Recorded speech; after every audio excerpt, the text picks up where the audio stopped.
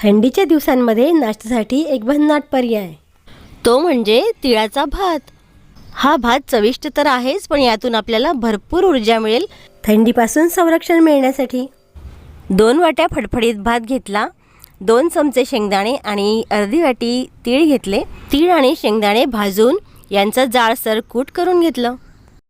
एका पॅनमध्ये 1 चमचा तूप घातलं, साजूक तूप घ्यायचं बरं का।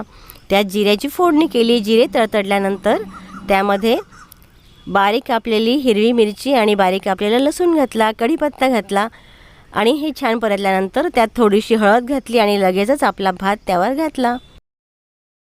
भातासाठी तुम्ही रेग्युलर जो वापरता तो तांदूळ चालेल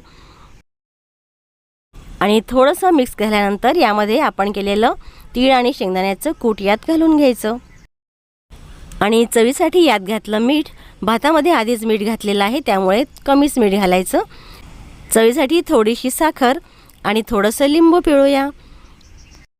मिरची, साखर, लिंबू आणि मीठ यांचं झक्कास कॉम्बिनेशन झालं की याची चव अगदीच सुरेख होते बघा। थंडीच्या या दिवसांमध्ये तुम्ही ही रेसिपी नक्की करून बघा। हा भात तुम्ही दह्यासोबत सुद्धा खाऊ शकता। नक्की बनवा तिळाचा भात आणि चॅनलला सबस्क्राईब करा। Bye bye.